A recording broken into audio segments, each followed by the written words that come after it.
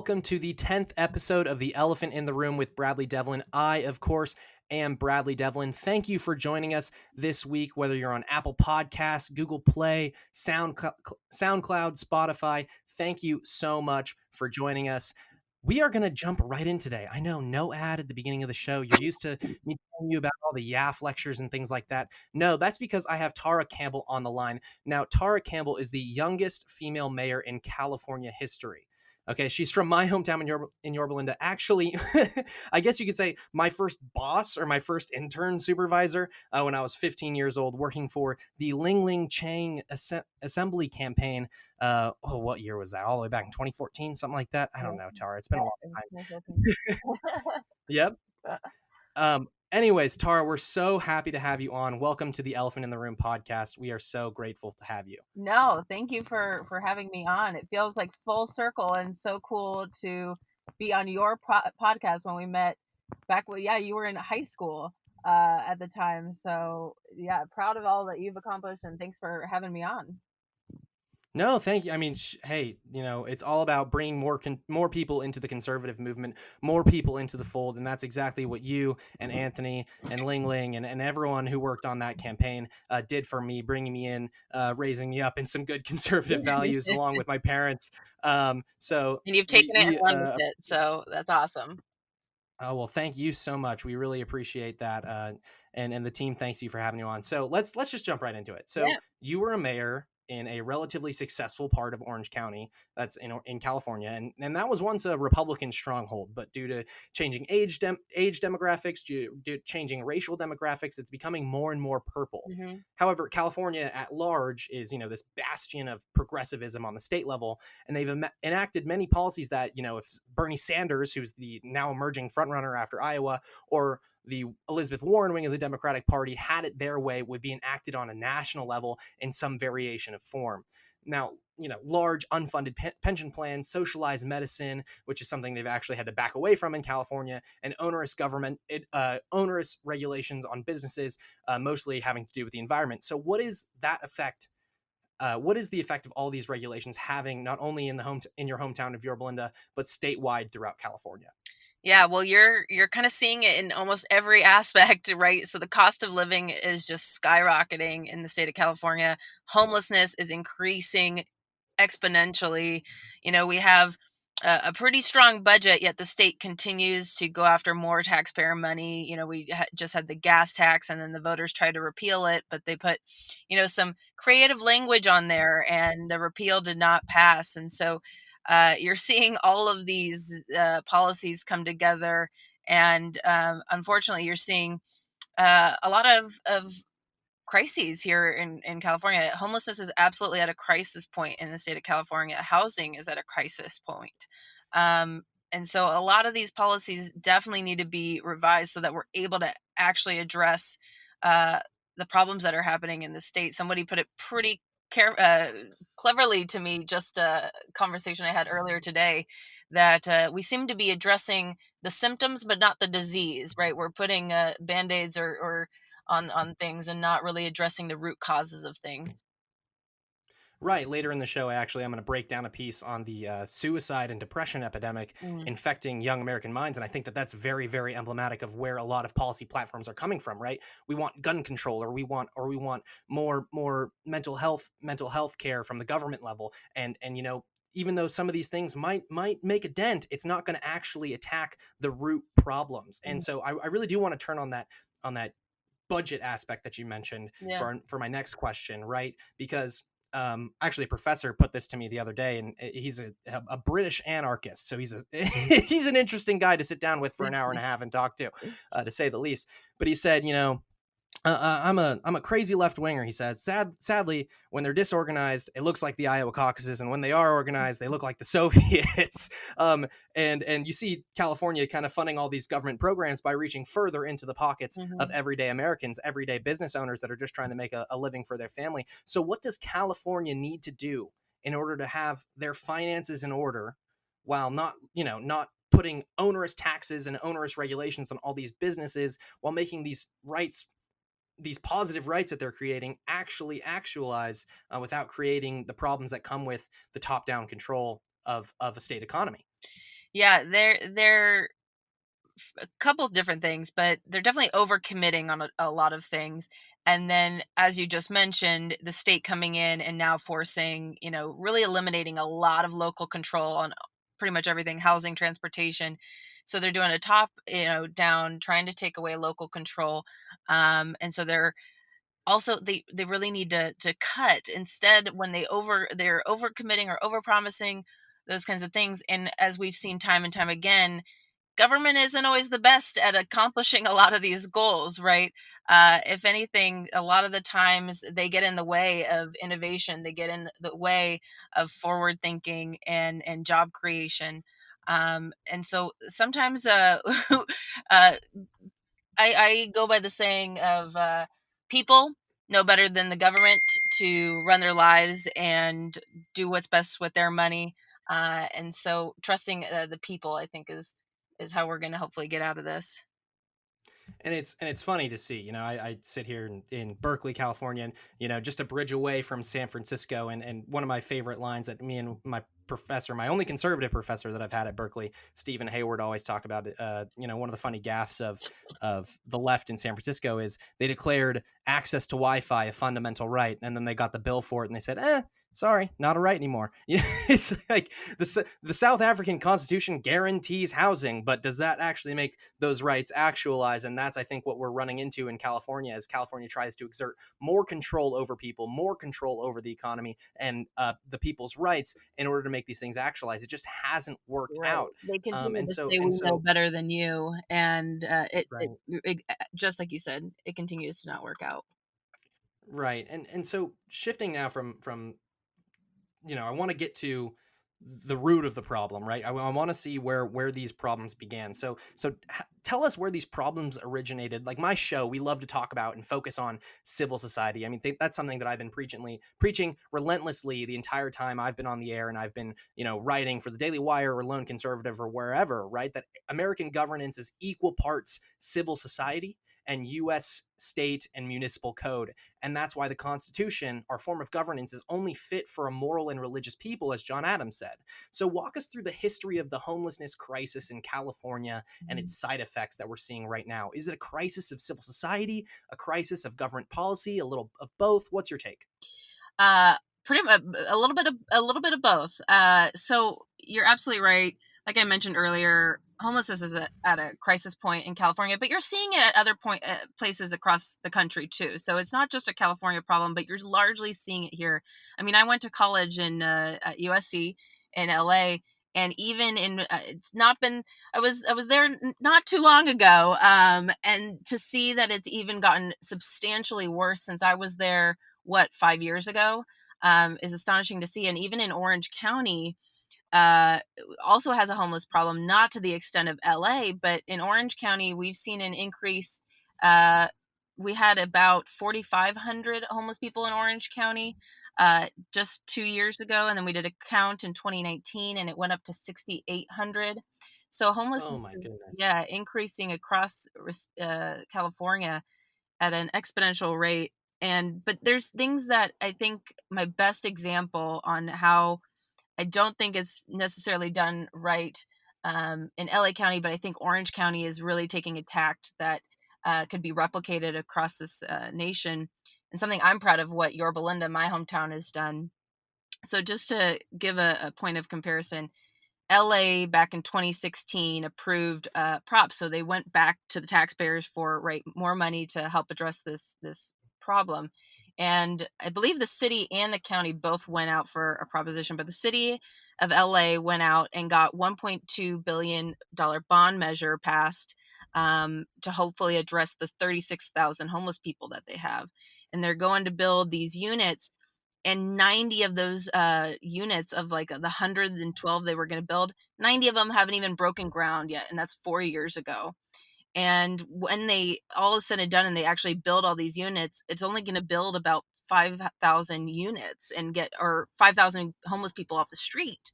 So at the end of the day, 4 years from now, you're going to get, yes, great, 5,000 people off the street, but you still have 30,000 homeless people left in the city of LA.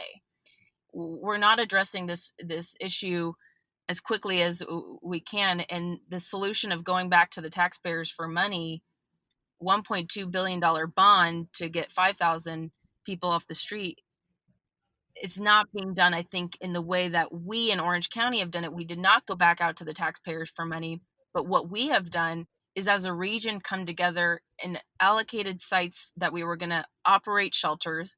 So Yorba Linda is one of the 13 North Orange County cities that came together and said, we're going to help address this issue regionally. So we're all going to come together and pay for it, because one city can't do it on its own. If we address our homeless problem, then the homeless people are going to go to the neighboring city and vice versa. We want to be able to provide a people a helping hand up on this issue, but we also want to be able to protect our public areas. And we just saw, I'm sure you saw the court case that said we aren't able to enforce anti-camping unless we have a shelter bed for somebody to go to. So somebody could camp out in our libraries or in our parks, and we want to be able to tell them that they couldn't stay there unless we had a shelter bed. So not only are we going to be maintaining our public areas, but we're also going to be providing people with a helping hand up, and we didn't have to go back out to the taxpayers for more money to do it. Yeah, I mean, just a few points on what you just said. I mean, that district court case, and just I mean, Right. goodness Christ, Yeah. the ninth circuit just drives me crazy. And Yeah. yeah, it's like I can't even form a sentence because I'm so mad that the Supreme Court refused to take it up. I mean, it's just a Right. ridiculous. It's a ridiculous thing. Also, if you're tracking the growth in homelessness, I mean, where's the sense of urgency from the powers that be in Right. California, right? You say that it's such a crisis. You think the world's going to end in 10 years because of climate change, and that immigration is not a problem, and we have to like, provide everyone with health care, blah blah blah blah. But yet we sit on our butts for 4 years while people suffer in the streets. I mean, these are people. These are oftentimes transients in society that need the most help, and providing 5,000 beds for 36,000 homeless people. I mean, you just look at the growth in homeless people in Orange County, right? There's going to be 5,000 more homeless people created in the next 4 years if they don't get on their game. Right. And so we're seeing like piles of, I mean, I see this all the time on campus, piles of garbage. I see used drug needles. I usually snap a picture and post it on Twitter to say like, this is what's happening Right. to one of the best public institutions of education in the country. I Right. mean, public defecation is at an all-time high in San Francisco. It's all becoming rampant in not only San Francisco but LA, and San Jose, and now even Orange County, a very very nice area Right. of the state. Well, and on And it's that note, all we had in Orange County, we had kind of our everyone hears about LA's Skid Row. In Orange County, we kind of had a Skid Row on the Santa Ana riverbed. We had over 700 people encamped along the Santa Ana riverbed. And usually I have people play the fun guessing game of how many needles we recovered from that. But I'll just tell you, we had found 14,000 needles out there. Uh, oh my lord. and that's not to say whatever rolled down to the bottom of the riverbed, but it also isn't a safe place for those individuals. That's not a habitable place for them to live. And so getting them in a place where they're able to get back on their feet is incredibly important, but also a public health concern, right? So that was a riverbed that had people riding their bikes along it. There are schools near there. So it's a public health concern, a public safety concern, but also, we want them to be able to be in a place where they are able to get back on their feet. Right, and some of the reports, I mean, there's studies done by the University of California, Berkeley, that are coming out about San Francisco. I mean, the cleanliness, the Right. standard of living that these people are living in some areas are worse than Mumbai, are worse than India, right? Are worse than a country that still functions quasi off of a caste system. And that I just think is a massive lack of compassion for a political party that basically nearly has one party control of the entire state, that says they care about the disadvantaged, that says they care about the poor, that says they care about minorities. And these are all the groups of people that are most affected by these crises. So that being said, what is the path forward that Republicans are advocating for on a local and state level that you're looking at to support and solve that? I know you mentioned previously, but is there more information that you can give us that you guys are mulling over? Yeah, well, I think the perfect example is what Yorba Linda, as part of North Orange County, is doing. Is you got to come together with your regional partners. It doesn't take you going back out to the taxpayers for money, but addressing all the different root causes of homelessness. Because again, this isn't an issue that's going to have a silver bullet. There's so many reasons for why someone becomes homeless, and so many reasons why any individual would get out of homelessness. So also building the first ever mental health facility in the county of Orange, and it's going to be pair agnostic, but address a lot of those issues. Also, addressing substance abuse. You got to address all the different causes. We're building 2 veterans villages. We're on our way to ending veterans homelessness in our county. We have about 400 homeless veterans, and we're building 2 that are, so that will be ended, and we're very proud of that. There's a lot of things that you can do to address this issue. And I gave that kind of comparison of LA, the city of LA, which is an all Democrat, city council, who I don't think are really able to tackle this issue. And they've now let it become to the point where they have 36,000 homeless individuals. Whereas in comparison here in Orange County, North Orange County, it's a bipartisan coalition, but we're able to address it and I think make some really good progress and good outcomes for these folks. Right, and it's absolutely heart-wrenching to see this happen, Right. and the fact that you guys are opening mental health facilities and taking a multifaceted approach to Right. attack this problem, without Governor Gavin Newsom, it does offer a really nice beacon of hope for the prospects in Southern California and across the state if people and their governments decide to adopt this model. Because California has increasingly become, yeah, we have Silicon Valley, and yeah, we have the 49ers or whatever you want to, yeah, we have Mookie Betts on the Dodgers now. That's all great, but in political circles, California is becoming increasingly a laughing stock. And I know that you were born and raised in California. I was born and raised in California. It's disheartening because it's a beautiful piece of this country, and it shouldn't be put to waste by the Democrats, if I do say so myself. So you mentioned all of that, and Mhm. let's talk about how we're going to get these people back on their feet, right? A Right. lot of these people need substance abuse. They need to go to rehab.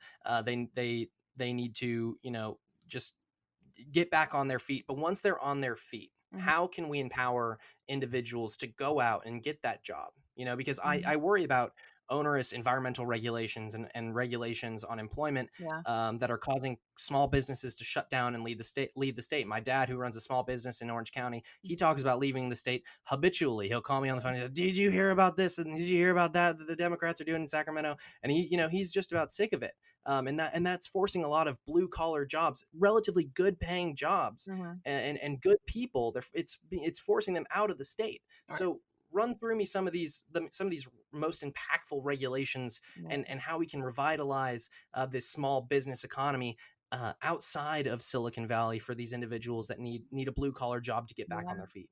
Well, yeah, let me touch on the fact that you were talking about how are we going to get even the folks who are homeless back into a job and training them with the skills to do that. And we're partnering with a nonprofit called Chrysalis. And again, this is not just your Belinda partnering. This is a lot of our North Orange County cities coming together because I don't think any one city can help address these regional issues like this. But we're partnering with Chrysalis, who trains these folks who are low income or even homeless individuals into trade jobs, into jobs that they can carry on um, after and then they go through a plan with them on how to save up, get into housing, and are back on their feet and sustainable. And it's so incredible to see the kind of solutions that are coming out of local government. Um, you know, I always jokingly say, as a mayor and a council member, the local level, we don't have the quote unquote luxury of being in a partisan office, meaning, if someone's trash isn't getting collected on their street, I'm going to hear about it, right? I don't have the advantage Yep. of shutting down a government or anything like that. And that's where the real solutions come into play. I think you're seeing a lot of it at the local level, and it can be replicated throughout. But that's one way that we're addressing it. Hopefully, getting homeless individuals to also get the skills to get the jobs. But you hit on a great point that a lot of jobs are leaving the state of California, and it is the overregulation. It is, if I hear, when I go meet with business owners, even in our city, and I'm even astounded at the latest thing that they have to accommodate, or a lot of these I guess probably the unintended consequences, or you hope it would be the unintended consequences of California legislation that are impacting businesses. When we think about the gas tax, a lot of people obviously thought it hit individuals, but it also hit a lot of businesses really toughly. I had even a restaurateur who, Yorba Linda resident, opened his business in Yorba Linda. The gas tax really took a hit on his delivery service, and the rising cost of that, on top of the rising cost of minimum wage, on top of the rising cost of all the regulations he has to go through to continually do his business. It's really driving a lot of people out of the state.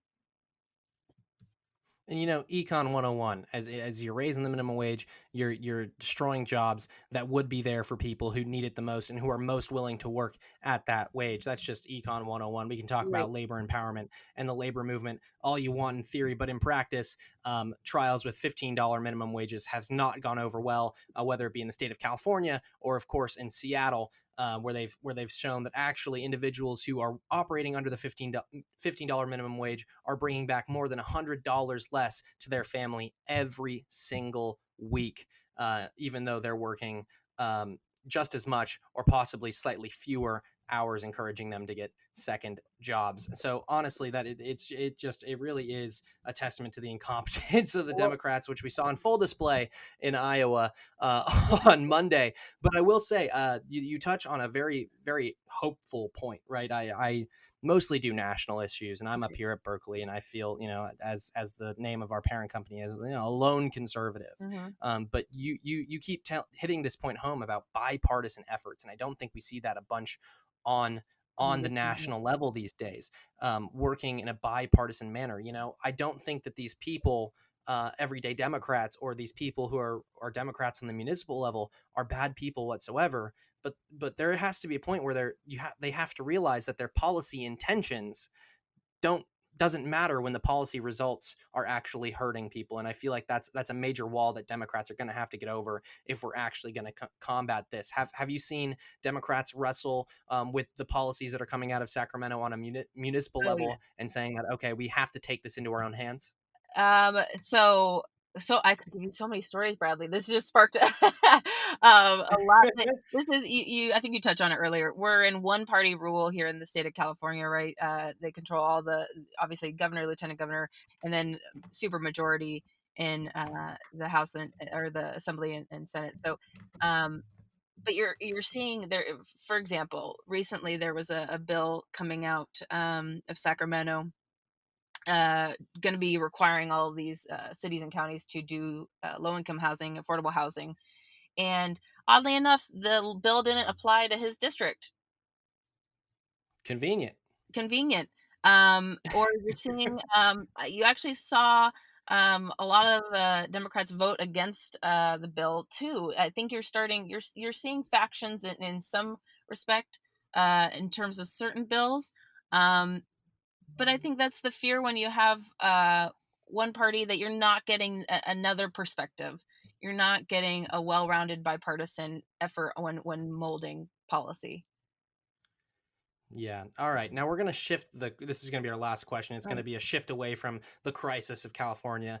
Of course, my listeners to this podcast, obviously a lot of them are young conservative activists, writers, young conservatives who want to go into politics for a living. So what would you say to them moving forward as someone who's already experienced success in politics at such a young age? And how do we bring more young conservatives into this movement?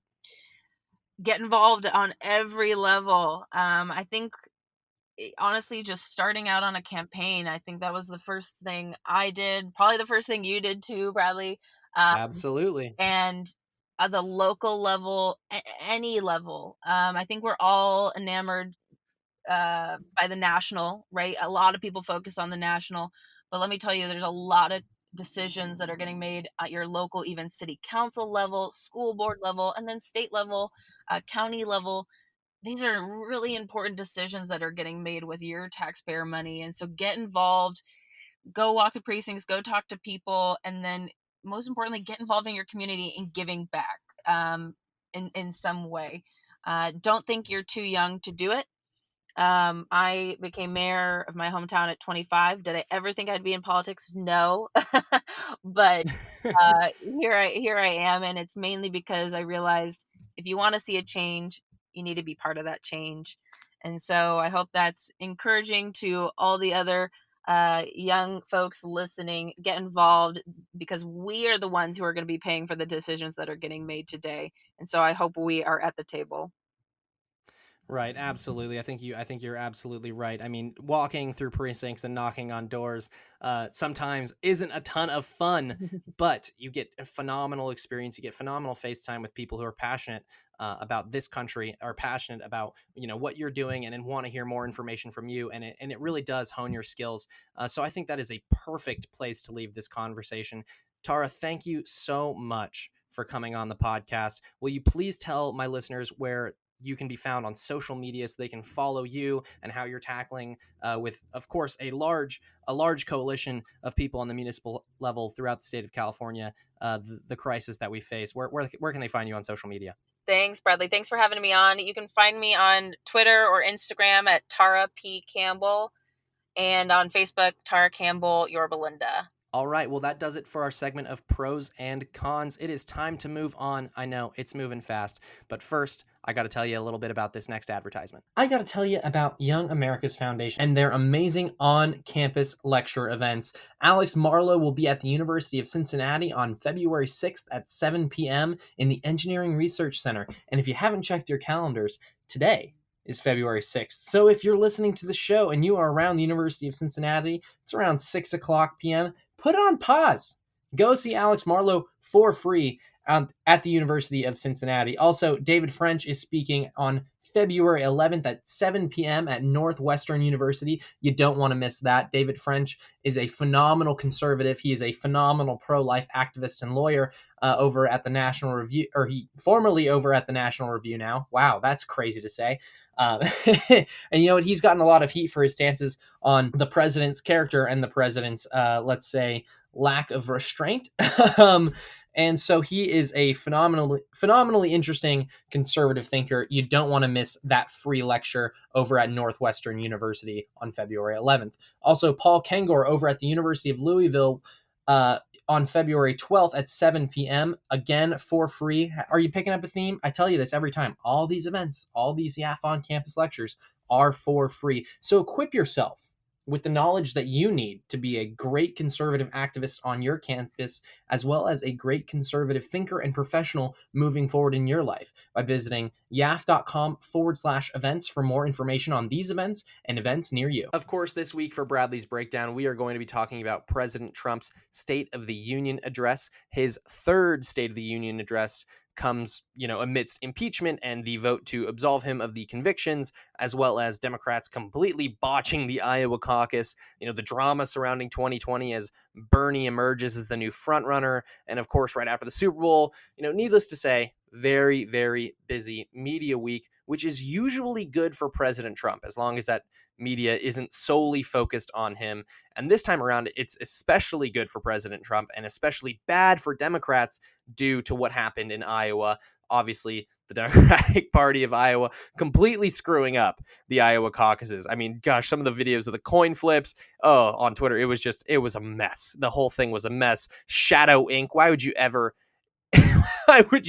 employ a company to run an app for you called Shadow Inc. And of course, that company was run by Hillary Clinton's staffers, which is it's just all too good. So you can't make this stuff up anymore. I mean, season 4 of Trump is just absolutely phenomenal. And of course, due to that, there was really no Iowa bump. There was no energy added to any specific campaign. The one campaign that would have gotten energy, Pete Buttigieg, they kind of hit him over the head saying, you came out as the winner before you had the results. Well, his campaign knew that the ground roots, were reporting back to him saying that we performed really, really well. And so that's why he went out and declared victory. Anyway, Democrats not seeming too energized after President Trump gets away with the high crimes and misdemeanors that they allege in the impeachment proceedings, as well as the low energy to no energy Iowa caucus bump. So let's turn to the speech, and this was a very, very good speech, and the American people agree.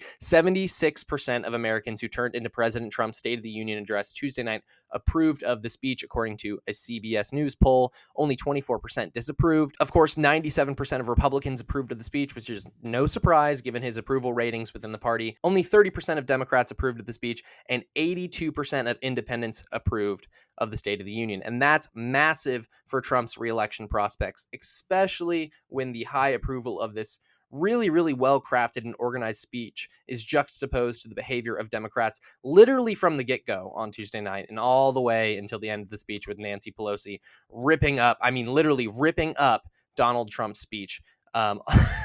She splits the speech in half and just oh my goodness. As I said, season 4 Trump, it's great. And I will say this about the speech from the get-go before we jump right in. I mean, this was really, really good Trump.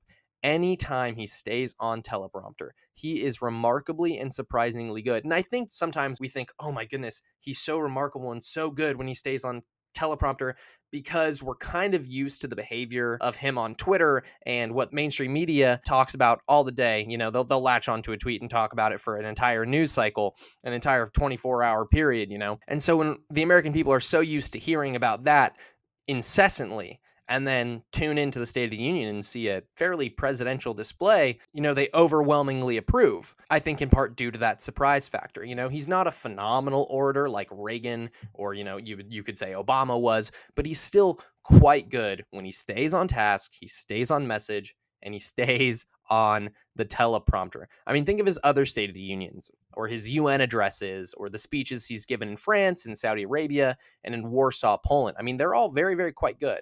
And they're unifying, and they signal American strength, and they signal unity within the West. And it shows that when it comes to the benefits of freedom, that the proof is in the pudding, right? And he'll do a lot of that, and he did a lot of that in his third State of the Union address on Tuesday night.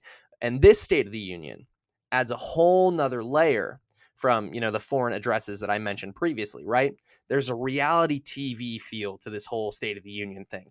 The monarchical procession and kind of the antiquated procedure and the guests in the gallery and the political players all gathered from each branch, with Supreme Court Justice Kavanaugh and Nancy Pelosi and Rush Limbaugh this time around.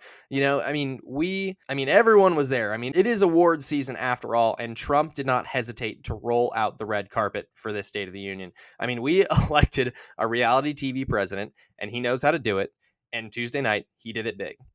If the Trump we got Tuesday was the Trump that we got every day, okay, maybe not even every day. That's a lot to ask. I won't ask that much of the president, but maybe if we got that Trump even 3 times a week, not even a majority of the days of the week, his approval ratings would be well above 50%, and 2020 would be a Reagan 84 type landslide. Even before Tuesday night, when he gave his State of the Union speech that the American people overwhelmingly approved of, his approval rating was already at 49%, according to the Gallup poll. And that's in the middle of an impeachment proceeding.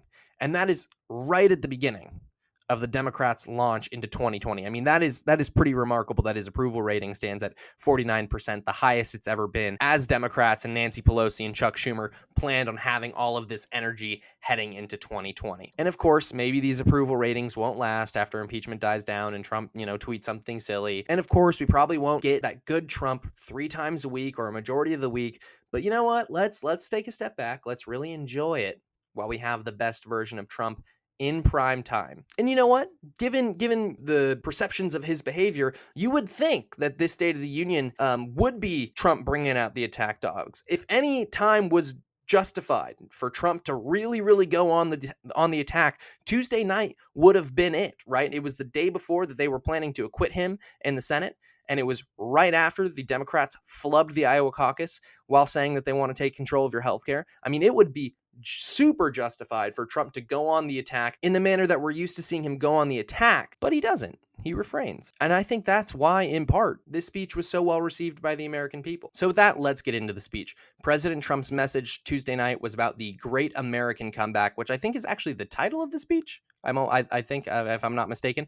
And, this is a great message in an election year, very Reagan versus Carter, years of malaise are over type of vibe, basically telling the American people, look what we've accomplished while I'm in office. Don't give that power back to the party that led the slowest economic recovery in US history, that's even now more radical than it was under Obama, right? And despite these electoral undertones, the speech was rather unifying. The president spends, the first hour of the speech lauding the comeback America has seen, and it's not an us versus them paradigm. It's a pretty unifying message, despite the fact that he's, of course, speaking about his agenda and how it's created a resurgence of the American economy and a resurgence of American strength at home and abroad. He starts the speech by saying, 3 years ago, we launched the Great American Comeback. Tonight, I stand before you to share the incredible results. Jobs are booming, incomes are soaring, poverty is plummeting, crime is falling, confidence is surging, and our country is thriving and highly respected again. America's enemies are on the run, America's fortunes are on the rise, and America's future is blazing bright. I am thrilled to report to you tonight that our economy is the best it has ever been. Our military is completely rebuilt, with its power being unmatched anywhere in the world, and it's not even close. Our borders are secure, our families are flourishing, our values are renewed, our pride is restored. And for all of these reasons, I say to the people of our great country and to the members of Congress, the State of the Union is stronger than ever before. The vision I will lay out this evening demonstrates how we are building the world's most prosperous and inclusive society, one where every citizen can join in America's unparalleled success and where every community can take part in America's extraordinary rides. From the instant I took office, I moved rapidly to revive the U.S. economy, slashing a record number of job-killing regulations, enacting historic and record-setting tax cuts, and fighting for fair and reciprocal trade agreements. Our agenda is relentlessly pro-worker, pro-family, pro-growth, and most of all, pro-American. We are advancing with unbridled optimism and lifting our citizens of every race, color, religion, and creed very, very high. Since my election, we have created 7 million new jobs, 5 million more than government experts projected during the previous administration. And he goes on to say that the unemployment rate is the lowest in over half a century, and that the average unemployment rate under his administration is lower than any administration in the history of a country, and that the unemployment rate for African Americans, Hispanic Americans, Asian Americans has reached the lowest levels in history. African American youth unemployment has reached an all-time low. African American poverty has declined to record lows. The unemployment rate for women is at its lowest level in almost 70 years. Veterans' unemployment rate is at a record low, and so is the unemployment rate for disabled Americans. He also highlights that not only are these people now employed, but they're coming off welfare, and that policy changes made in his administration have focused welfare money towards the most disadvantaged Americans. 7 million fewer Americans are on food stamps, and 10 million more Americans are now off welfare. And you'll hear the Democrats try to rebut this point and say that it's because Republicans are mean and evil and have forced people off of welfare and food stamps, and now they're all homeless and starving, but that isn't true. And President Trump refutes this claim by pointing out that the net worth of the bottom half of wage earners has increased by 47%, 3 times faster than the increase of the top 1%. After decades of flat and falling incomes, wages are rising fast. And wonderfully, they are rising fastest for low-income workers who have seen a 16% pay increase since Trump's election. He also points out that real median household income is now at the highest level ever recorded. And then he goes on to talk about the criminal justice reform that he's passed, the likes of which Obama was trying to pass. I mean, it literally exactly like the bill Obama was trying to pass when he was in office, and that got accomplished under Trump's leadership, as well as the renegotiation of NAFTA and the USMCA, which I'm kind of lukewarm about. Maybe we can do a different segment on that another time, and confronting China's manipulative trade policies, restoring the strength of NATO, which of course is vital to the strength and preservation of the West and crucial to America's national defense capabilities. Trump touts that he has raised contributions from other NATO members by more than $400 billion and doubled the number of allies meeting their minimum obligations. And this is important for military preparedness because the standard for America's military strength and capabilities is the ability to fight a two-front war, a goal set in the wake of World War II for obvious reasons. Of course, fighting in both the Atlantic and the Pacific theater really changed how America views its self-defense in case we were brought into another world-scale conflict, right? And NATO obviously would be a major contributor to that defense if we do get ever dragged into a conflict like that again. He went on for about an hour to talk about the achievements of his administration, but now we start to get a little bit more into the reality TV bit, and where Trump starts to throw sneaky and subtle jabs at Democrats, which is something the more news-savvy Republicans will notice, but may go undetected by some independents and other voters. And, that really starts when he starts talking about Venezuela. Trump says that the United States is leading a 59-nation diplomatic coalition against the socialist dictator of Venezuela, Nicolas Maduro. Maduro is an illegitimate ruler, a tyrant who brutalizes his people, but Maduro's grip on tyranny will be smashed and broken. And to show the United States' support for the Venezuelan people that have literally been forced into eating dogs and rats due to food shortages and due to poverty caused by the top-down control of the economy and price fixing and nationalization of some of Venezuela's most profitable industries that are now, virtually non-existent, Trump had Juan Guaido, the legitimately elected president of Venezuela, in the rafters. And of course, this is a great smack at the idiots in the Democratic Party that have defended Nicolas Maduro and the dictators that came before him and idiotically blamed the United States as the cause for all of these problems, which is just so remarkably untrue, and only socialist liberal arrogance and hatred for America would lead you to believe such silly things. I mean, this is the story of socialism time and time again throughout the 20th and the 21st century. But you know what? Democrats like Ilhan Omar, Rashida Tlaib, Bernie Sanders, and the like want to bring that system to the United States, and they can't have that stain on their legacy. You would think that not only the failures in Venezuela, but the 100 million lives taken by socialist policies over the course of the 20th century would be enough for these idiots to to recant their support for socialism. But nevertheless, they persisted. My goodness. Yeah, Democratic Party's in shambles. Part of me loves it. Part of me is so scared because eventually they'll win something, right? Eventually they will win something, and it won't be good for folks like you and me. Trump says, in finishing this part about Venezuela, that socialism destroys nations, but always remember, freedom unifies the soul. And as I said before, the proof of the benefits of freedom is in the pudding. And that is exactly what Trump delivered during this speech. And he goes on to say that to safeguard those American freedoms, to safeguard American liberty, we have invested a record-breaking $2.2 trillion in the United States military. We have purchased the finest planes, missiles, rockets, ships, and every other form of military equipment, all made right here in the USA. And of course, for the first time in 70 years since President Truman established the Air Force, we are creating a new branch of the U.S. military, the Space Force. Oh, I love that. The Space Force. And he goes on to talk about the Space Force by drawing attention to a young man in the rafters who is actually the great-grandson of a Tuskegee Airman who is now 100 years old. His name is Charles McGee, the Tuskegee Airman, and Trump obviously recognizes him for his phenomenal service to the country, as well as recognizing the hopes and dreams of this phenomenal military family and this young man wanting to go into the Space Force. And the kid had a really cute quote that he gave apparently the president in a letter or something where it says, "Most people want to look up and see the stars, but I want to look down on the world." And I thought that was such a funny quote for Trump to, that's just such a Trump. That would be something Trump would say. Of course he would love that.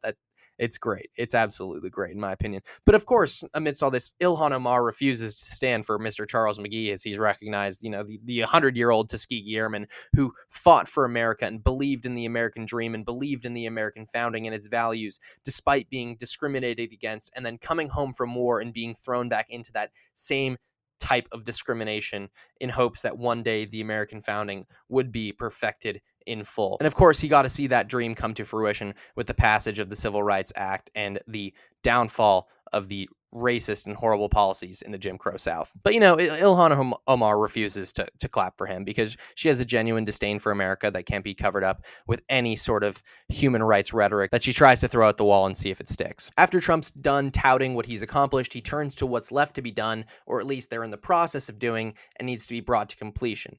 He discusses lowering drug and healthcare costs, protecting the right to life, religious liberty, appointing even more judges, even though he's already appointed over 180 thanks to Cocaine Mitch, bolster school choice and education, and as well as securing that border even more. And this volta in the speech happens with a very beautiful ode to American history, a history being one of the achievements of the American people and not government.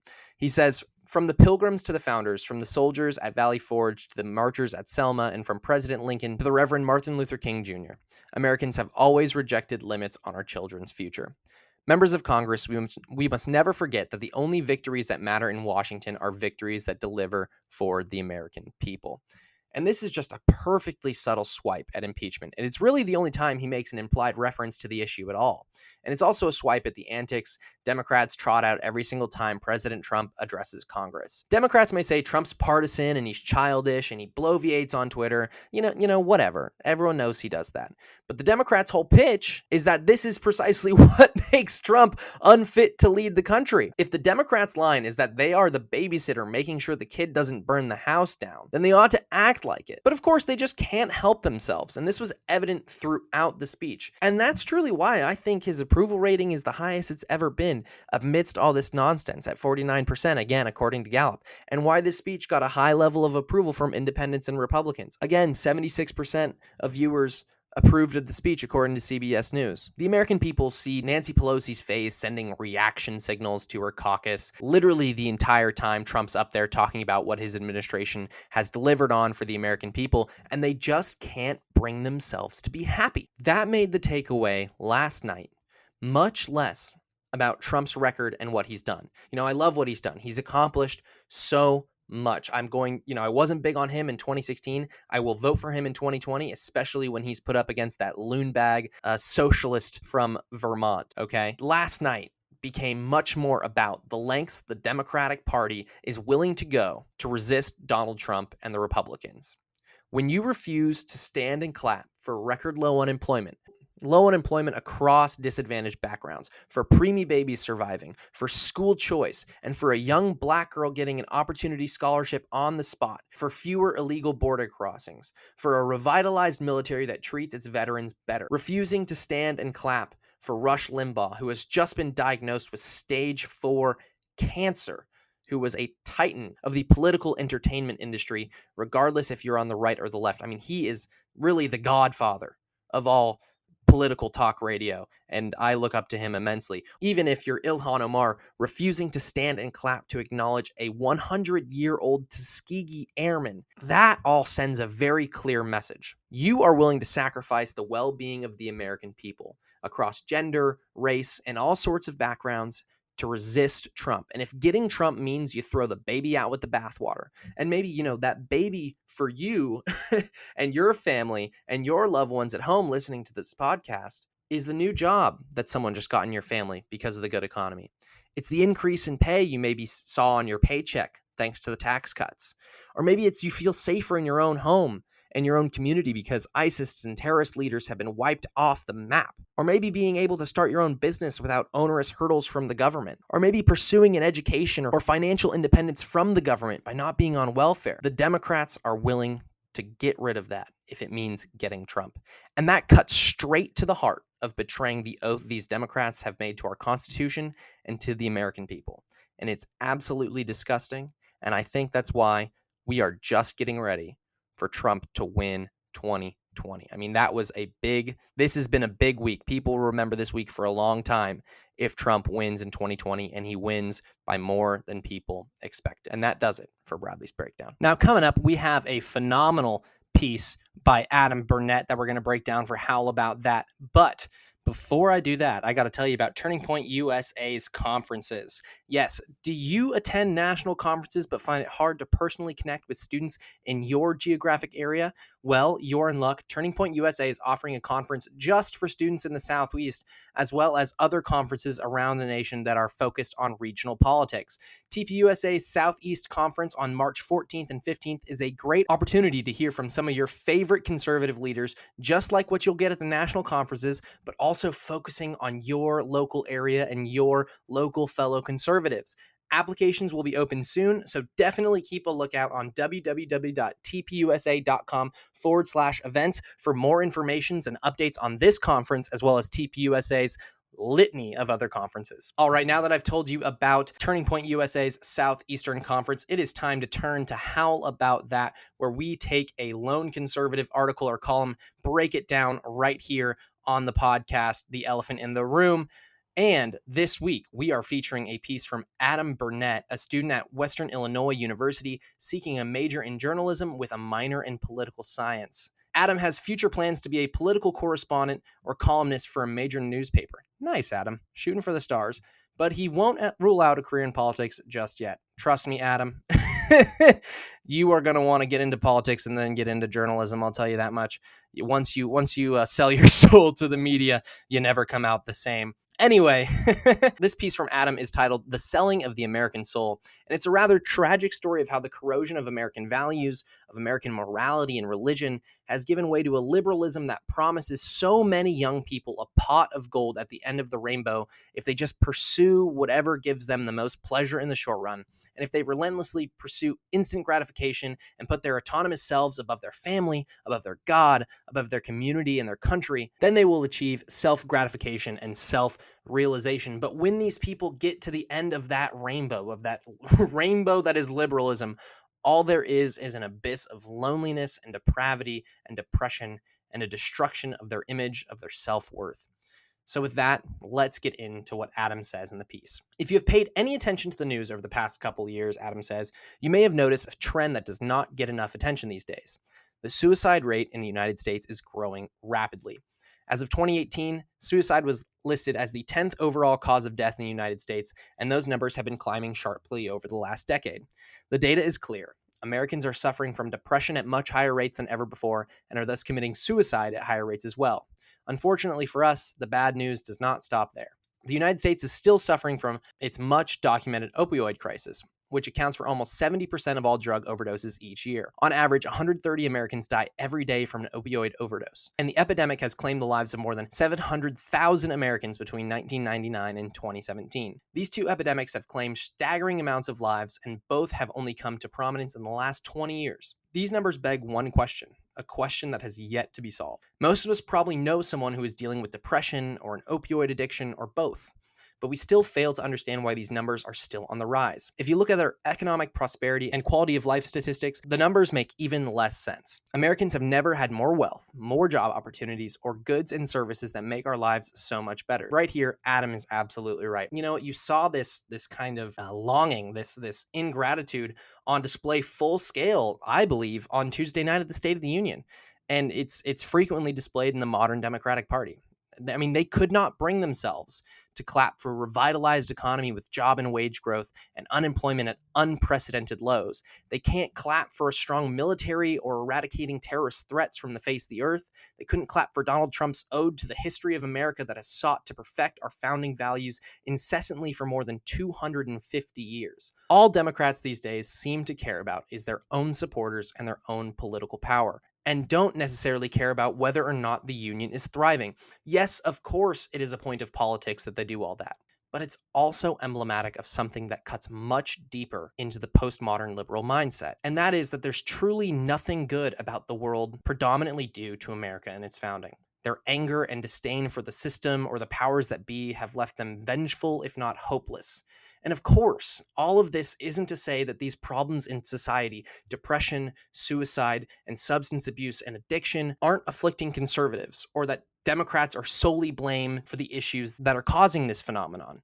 It is to say that the emerging worldview of the most vulnerable people in our society, young people, make them left without any real moorings, any connection to their community and their country, because of their belief that these institutions are burdens or hurdles to their true selves, when the purpose of these institutions actually is to do precisely the opposite. And I don't think they're gaining this worldview from deep life experiences. I think this is being taught by an elite that holds the same worldview, the same vengefulness, and honestly, probably the same hopelessness in their private life that doesn't come across the TV screen when you see these folks on TV in prime time. Adam continues, in the last 20 years, we have seen an explosion in technology that makes connections easier, makes our daily chores take up less of our time, and entertainment has never been as accessible as it is right now. But despite all of our progress, Americans still find themselves in a rut of despair and disconnect. The opioid crisis is just a symptom of a much larger issue, a tool that some of us use to escape our reality and the disconnect that a large percentage of us feel every day. To put it simply, Americans have gained the whole world in terms of wealth and technology, but have sold our souls in the process. And this is exactly spot on. And I said this previously in a piece over at the Daily Wire in response to the mass shootings in El Paso and Dayton in 2019, when I discussed the big government binary, a binary that I've brought up on the show several times at this point. And that binary can be similarly applied not only to our government, but to how we treat our politics before they become governmental forms. Over the course of our sickening and dying politics, the American people have segmented themselves not based on tribes that we used to identify ourselves more closely to, right?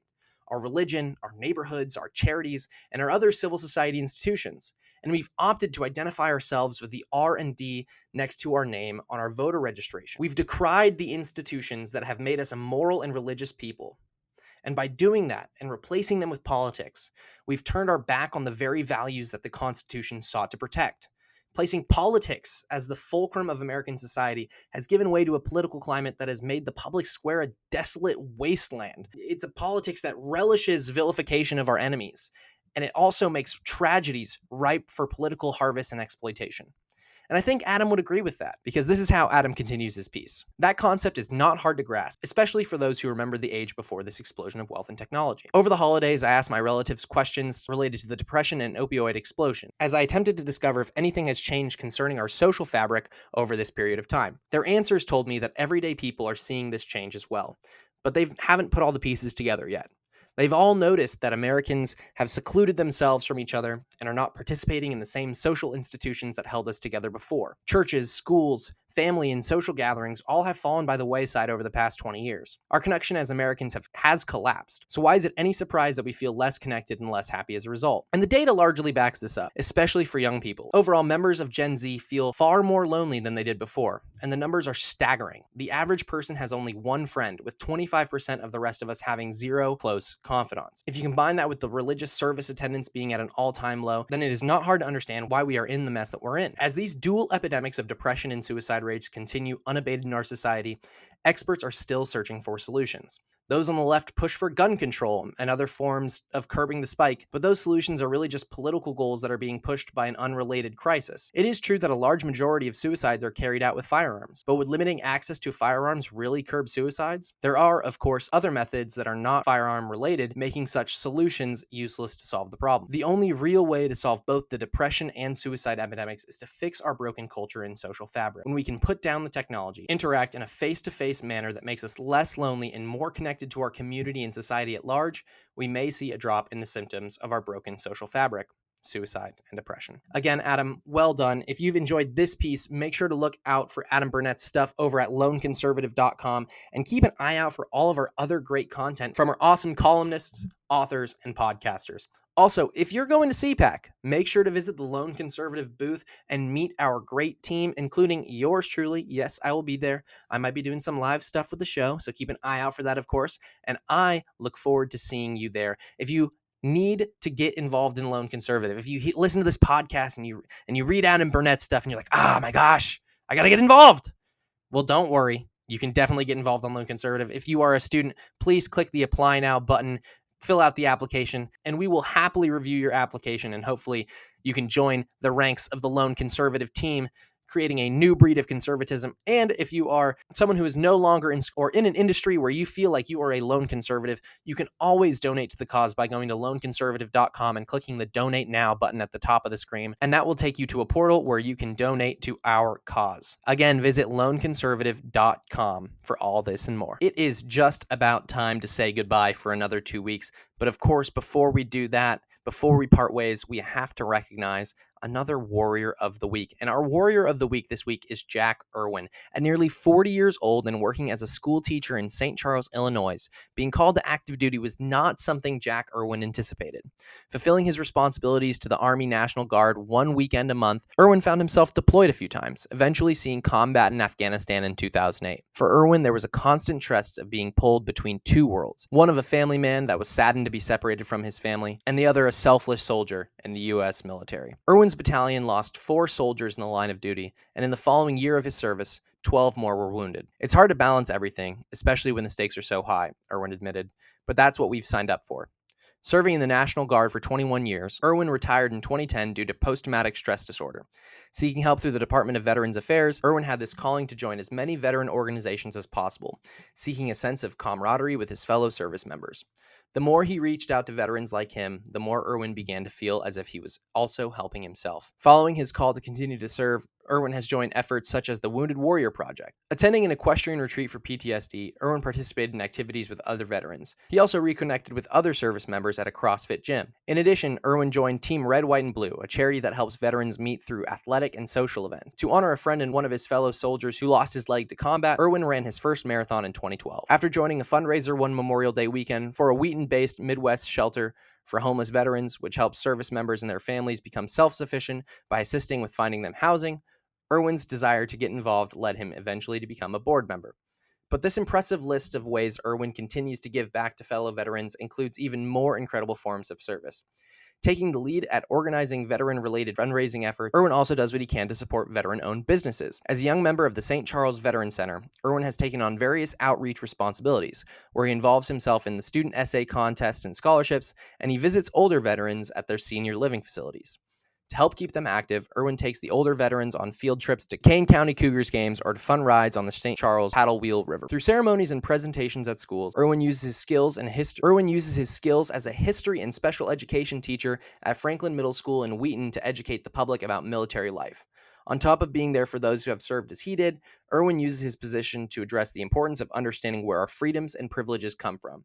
In this regard, he has encouraged everyone to work at every level of government to take care of our future generations and do what's right. Jack Irwin, there is no one we would be rather giving this award to this week. I mean, you have done so much throughout your life to give back to your community, to give back to your fellow veterans, and to give back to all of us who, aren't in your community, but see the work that you're doing and inspire us each and every day. Jack, thank you so much. That does it here for us over at the Elephant in the Room with Bradley Devlin. I, of course, am Bradley Devlin. Give me a follow on Twitter at Bradley Devlin. Also, make sure to look for the Elephant in the Room podcast on Instagram, Twitter, and Facebook, as well as subscribe to our podcast on Apple Podcasts or Google Play and leave us a 5-star rating and review. And if you didn't like what you heard, please forget I said a word. Of course, this podcast is a production of Lone Conservative. It is produced by Patricia Patnode, research done by Sarah Bedingfield and Samantha Kamen, social media coordinators Taylor Hunt and Jeffrey Johnson, and of course, I'm your host, Bradley Devlin.